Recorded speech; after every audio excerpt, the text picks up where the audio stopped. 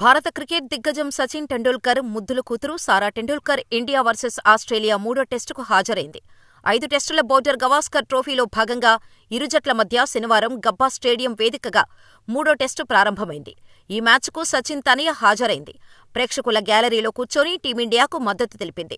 ప్రస్తుతం సారా టెండూల్కర్ మ్యాచ్కు హాజరైన ఫోటోలు నెట్టింట వైరల్గా మారాయి. దాంతో సారా టెండూల్కర్ సోషల్ మీడియా వేదికగా ట్రెండింగ్లోకి వచ్చింది.